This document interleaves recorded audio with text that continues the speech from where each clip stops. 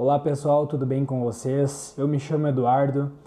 Então, se tu gosta do conteúdo que a gente vem trazendo para vocês, já se inscreve no canal, curte o vídeo, compartilha, deixa nos comentários, que é muito importante a gente saber o que vocês estão gostando, se vocês estão gostando do conteúdo e interagir também, né, para a gente conseguir ajudar vocês também através dos comentários e também ter uma interação entre vocês, né? Então também a gente tem a comunidade aqui no YouTube, vocês podem estar comentando alguma coisa lá. A gente tem o nosso link, já tem o nosso grupo aí, o Reservatório de Riqueza, então lá a gente compartilha bastante informações, troca ideia lá também, então você já pode estar se inscrevendo aí também e contatando conosco.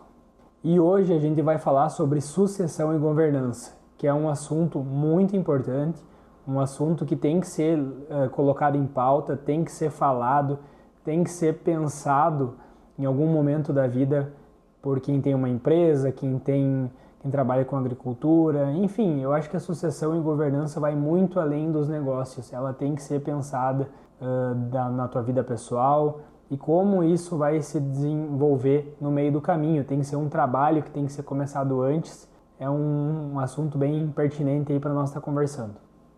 E hoje nós vamos trazer um caso fictício aqui, tá? Um caso fictício para nós analisar e entender. É até um trabalho que eu fiz como base, então a gente pode estar utilizando isso para debater nesse vídeo. E eu vou fazer um trabalho fictício, a história que a gente vai conversar aqui é sobre sucessão e governança dentro do negócio de uma família do agronegócio. Então, mas isso não se apega só ao agronegócio. Como eu falei no início do vídeo, a sucessão e governança, independente do ramo, tem que ser falado, tem que ser tratado. Então é um assunto que precisa vir à tona em algum momento. Então vamos analisar junto esse caso. E a gente trazendo aqui um caso fictício do agronegócio, a gente traz alguns pontos também, né? O agronegócio brasileiro, ele puxa 26% do PIB. Então é um negócio, um modelo muito familiar, ou seja, as famílias estão muito envolvidas, né? Geralmente vem do avô, o pai, o irmão, os filhos vão seguir. Então o agronegócio ele já tem essa característica de familiaridade, né?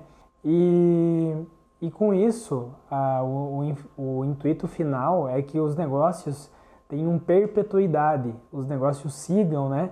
E então precisa ter a sucessão e governança. E numa ausência disso, que pode nos trazer incômodo, problemas familiares, falta de estrutura e até o término do negócio, que não é o que a gente quer perpetuidade dele, que ele vá o mais longe possível, que siga para os nossos filhos e assim por diante.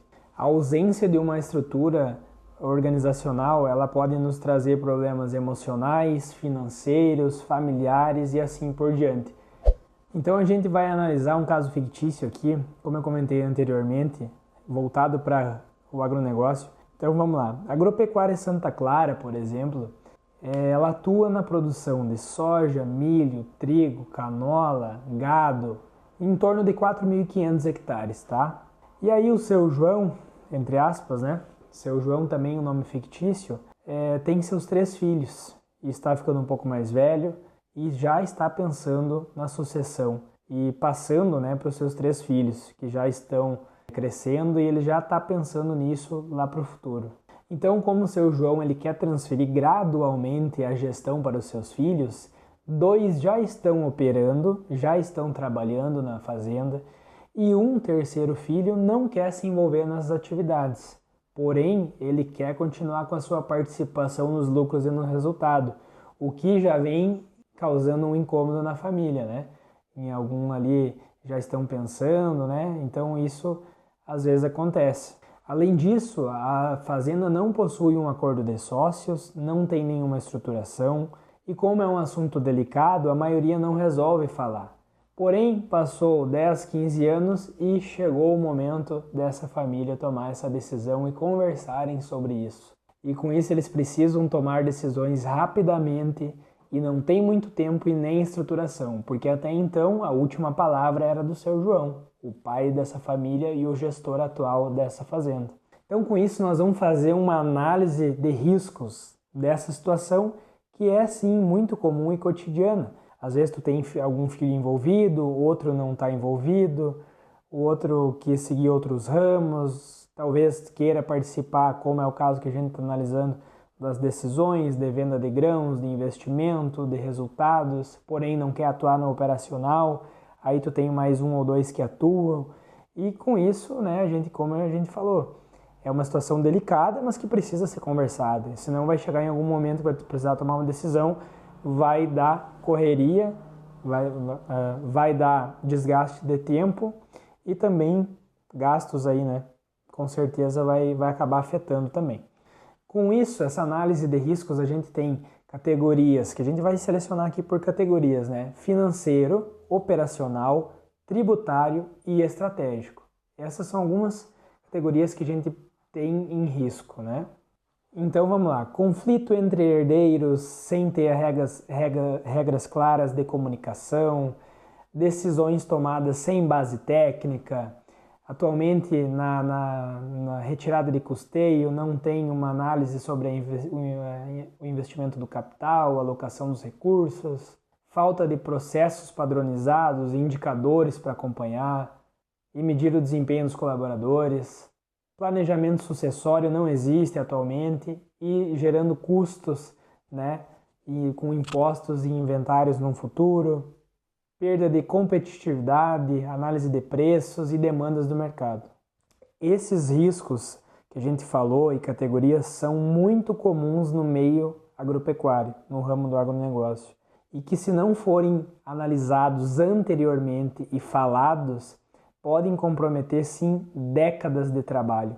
Décadas de trabalho podem ir por água abaixo se não forem falado esse assunto com seus familiares, seus filhos, sua esposa, seu marido, enfim.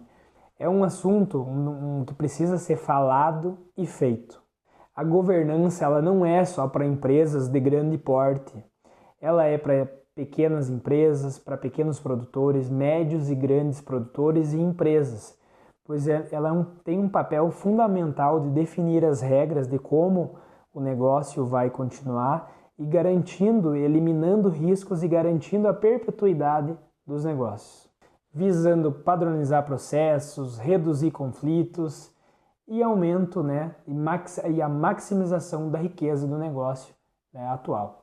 Então, com aqueles riscos que a gente falou, nós também temos práticas de governança, né, que a gente pode ter uma criação de um conselho de família, um acordo de sócios formal, implementação de um conselho consultivo com profissionais, ou somente membros da família que comprovem, né, a devida capacidade para estar tomando essas decisões, vão em busca de conhecimento, façam cursos também aí, tenham, né, a capacidade para poder estar atuando dessa maneira. Uma constituição de CNPJ, de uma holding, para estar organizando esse patrimônio também. Então, tudo tem que ser analisado. Também vale aqui salientar que não existe uma regra clara. Por exemplo, holding. Holding não é para todo mundo. Tem que ser analisado e muitas vezes ela não é benéfica. Planejamento tributário adequado, análise de viabilidade de redução do imposto de renda, decisões, né? Então, esses pontos têm que ser analisados para maximizar o lucro do negócio. Gestão de dados financeiros, operacionais e uma gestão baseada em dados, né, para que realmente tenha uma solução prática e eficaz. E essas práticas elas devem ser implementadas de forma gradual e participativa com todos os membros da família, que eles se sintam bem, se sintam à vontade para fazer isso, né, e vejam sentido no que eles estão fazendo com o objetivo final, que é a melhoria, o desempenho máximo do negócio deles, da família deles, e que eles consigam melhorar isso, né? Peguem de uma forma e melhorem com o tempo.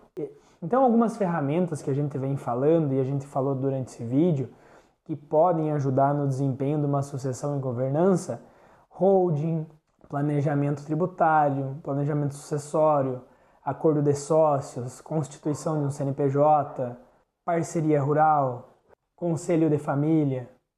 Então a gente pode fazer uma comparação também aqui de sem governança e com governança. Conflito e falta de planejamento, com governança a gente vai ter um processo estruturado e seguro. Gestão financeira baseada em emoção, momentos, propostas, marketing, direto e voltados para os produtores. Então, toma uma decisão muito baseada nisso e sem indicadores, relatórios, e saber a hora certa de fazer o movimento, de fazer o investimento, de reduzir custo, de contratar mais alguém ou não. Então, essas algumas diferenças que a gente pode pontuar.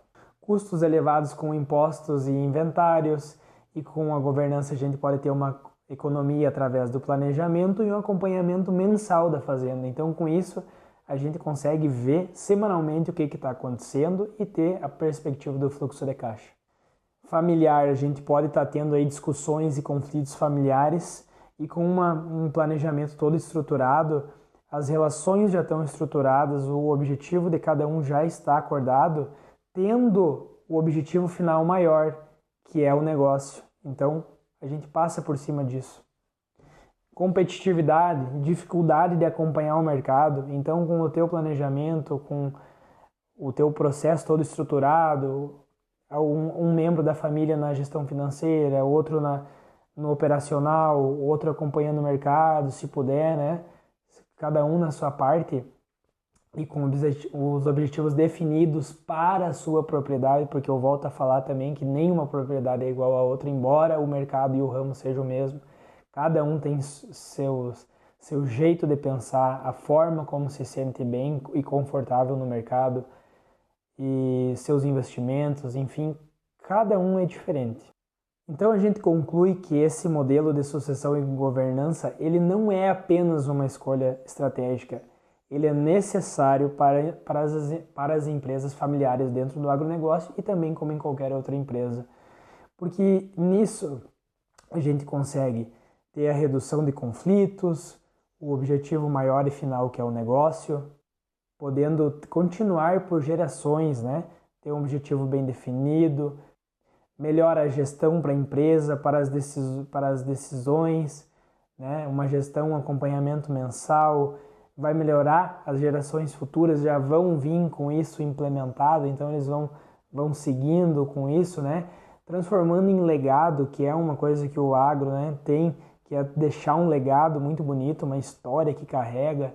Então isso, a importância disso continuar e ser passado adiante para décadas de gerações futuras, como já vem também, né? Então, tendo o objetivo sempre que é o negócio, deixando as questões bem alinhadas e definidas. Então, galera, a gente finaliza aqui esse caso que a gente analisou fictício, mas também que é a realidade de muita gente, muita família.